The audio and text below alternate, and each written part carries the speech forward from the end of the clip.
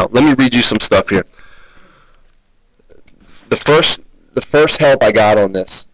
Any you guys ever hear J.I. Packer? Yes. Okay. Packer was a theologian. He's still alive. He wrote tons of books. One of the books he wrote that I read was called Evangelism and the Sovereignty of God. In that book, J.I. Packer talks about an inconsistency between man's freedom and God's sovereignty. Okay? God's sovereignty means this. He rules over you completely. You do his will. Nothing that goes on is outside of God's will. He is sovereignly in control. If something is outside of God's control, God is not God. R.C. Sproul put it like this. If there's one, he calls it a maverick molecule. If there's one molecule outside of God's control, then God is not God. Because to be God is to have complete control over everything. But yet, how are we free if God is completely sovereign? Okay? Good question, right? J.I. Packer calls it an antinomy or an antinomy. I'm not sure how to pronounce it.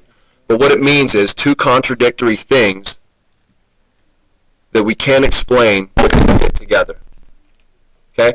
Piper, John Piper, one of my favorite Bible pastors, takes issue with that and says, no, there's not a problem there, and there is no such thing as an antinomy or an antinomy. And I'm going to read you some of that right now. Are you ready to think for a little bit? All right. If you want to look at this, I'm not going to read you this whole thing. It's like 7 pages. But if you want to go online and look for it, it's desiringgod.org, and then look up response to J.I. Packer's so-called antinomy between the sovereignty of God and human responsibility. Just type in J.I. Packer free will, you'll find it.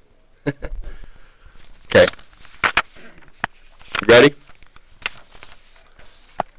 The thing which determines what the will chooses is not the will itself, but rather the motives that come from outside the will.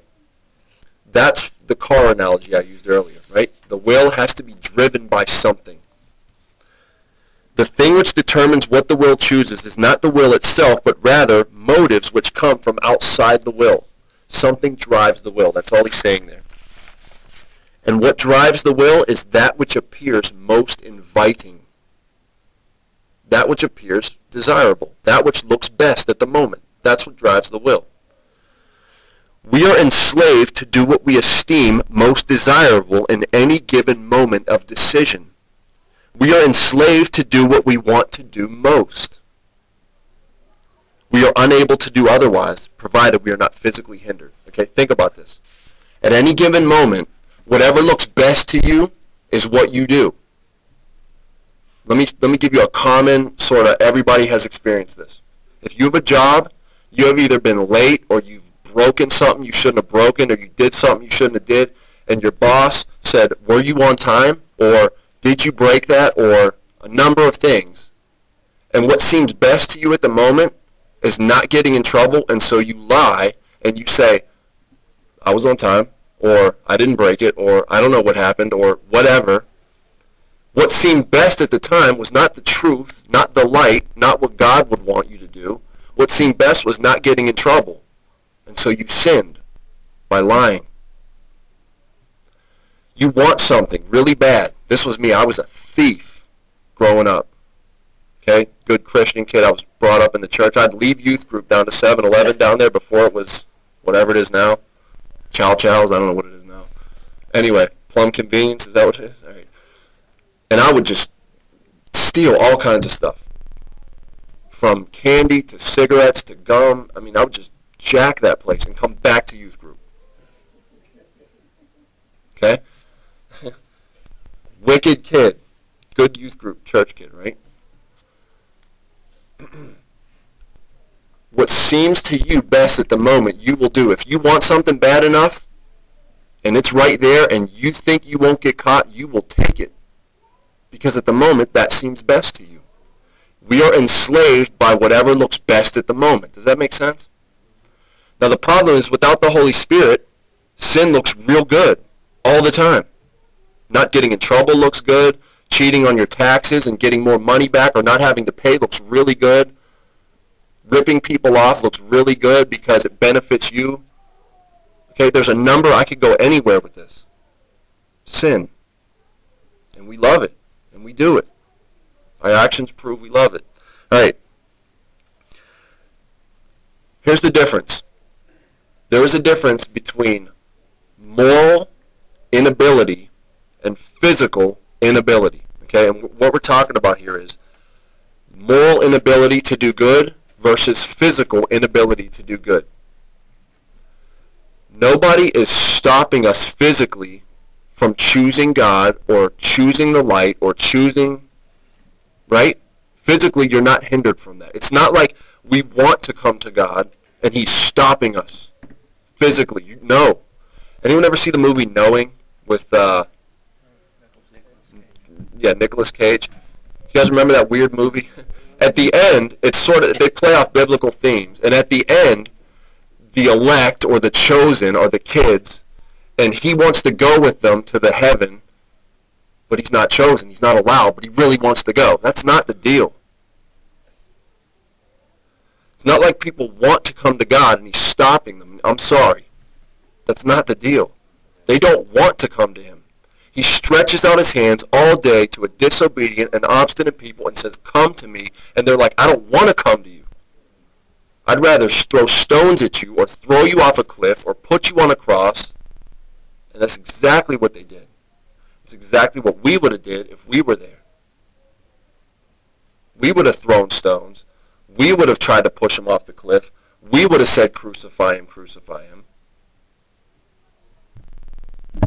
All right. Moral inability is different, though. Here's what moral inability is. Morally is your unwillingness to come to God because you don't want to.